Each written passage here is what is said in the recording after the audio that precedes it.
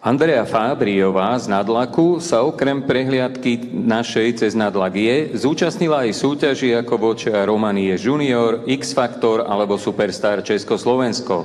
V jej prevedení si dnes večer vypočujeme pieseň Keby ste vedeli. Andrea Fábriová.